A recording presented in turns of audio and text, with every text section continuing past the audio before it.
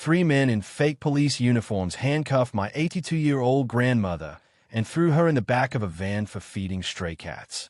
They had no idea her grandson was the state attorney general with the power to destroy their entire operation. My name is Jonathan Mitchell, and I serve as the state attorney general for our great state. But before I was prosecuting criminals and fighting corruption, I was just Johnny, the kid who spent every summer at Grandma Rose's house in Sunset Manor, a quiet retirement community where she'd lived for 23 years. Grandma Rose was everything good about the greatest generation. 82 years old, 5 feet of pure determination, silver hair always perfectly styled, and a heart bigger than Texas. She volunteered at the food bank, baked cookies for new neighbors, and had been feeding the neighborhood stray cats for over a decade. That last part became a problem when Vincent Kruger took over as HOA president. Kruger was a failed police academy washout who'd found his calling in petty neighborhood tyranny. Mid-50s, beer gut straining against his security uniform, and the kind of small man complex that made him dangerous to anyone he could bully. His first act was banning unauthorized animal feeding with fines starting at $500. His second was creating the Sunset Manor Community Police Force, himself and 2 other rejects wearing fake badges and carrying pepper spray.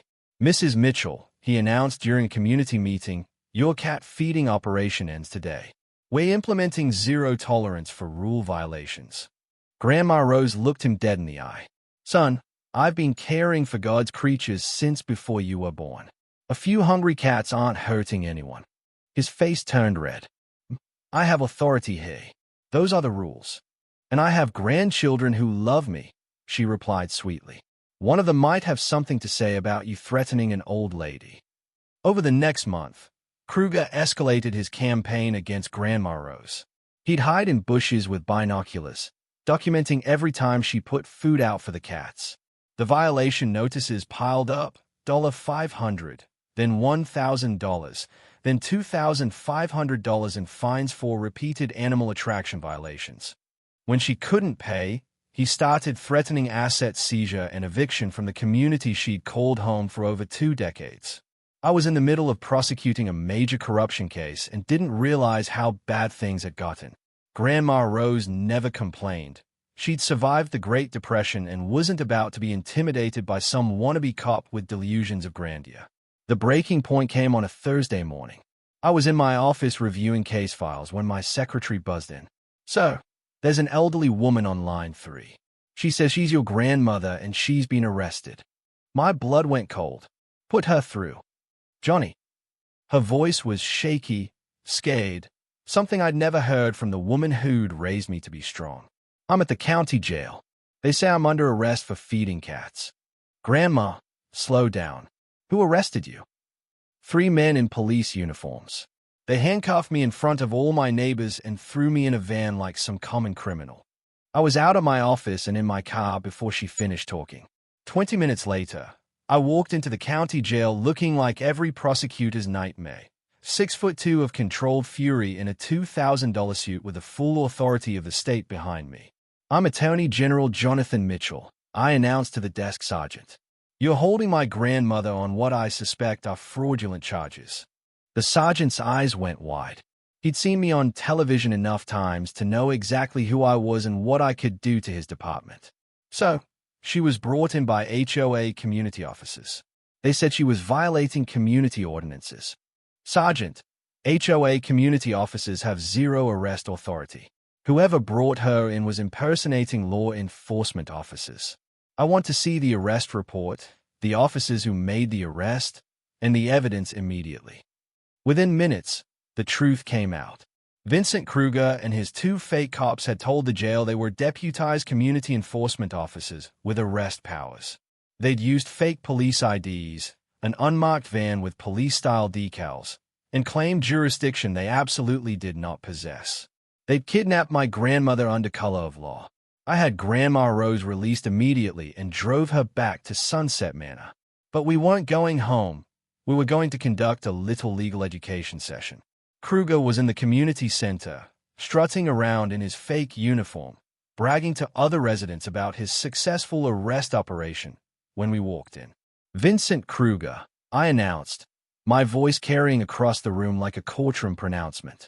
I'm Attorney General Jonathan Mitchell. You know, Rosie's grandson. The color drained from his face like water from a broken dam.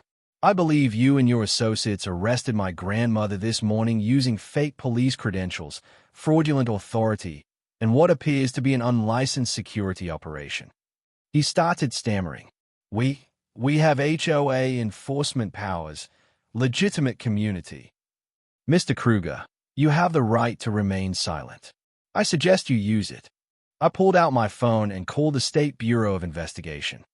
This is Attorney General Mitchell. I need a full criminal investigation team at Sunset Manor Retirement Community immediately. We have suspects in custody for kidnapping, impersonating police officers, and operating a criminal enterprise under color of law. The SBI investigation was swift and thorough. Kruger's police force was completely fraudulent. Fake badges, illegal uniforms, and zero law enforcement authority. They'd been terrorizing elderly residents for months, collecting fines they had no right to impose and making arrests they had no power to make. But it got worse. The financial audit revealed Kruger had been embezzling HOA funds, taking bribes from contractors, and running what was essentially an extortion racket targeting senior citizens. The charges were extensive: kidnapping, impersonating law enforcement, elder abuse, fraud, embezzlement, conspiracy, and about 20 other felonies that would put him away for decades.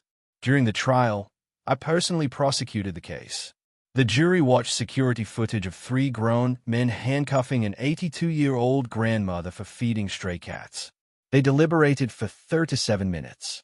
Kruger got 25 years in state prison. His 2 accomplices got 15 years each. The HOA was dissolved, residents got their illegally collected fines refunded, and the state implemented new oversight regulations for all community associations.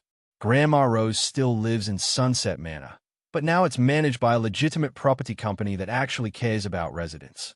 She still feeds the cats every morning, and there's a small plaque by the community garden that reads, "Rosie's cats welcome here." They say you should never mess with someone's grandmother, but Vincent Kruger thought an 82-year-old woman would be an easy target. He learned the hard way that some grandchildren grow up to have the power to bring the full weight of justice down on criminals who prey on the elderly. Grandma Rose taught me to stand up for people who can't stand up for themselves. Kruger gave me the chance to put that lesson into practice. If you've got stories about standing up, please hit subscribe for more justice stories.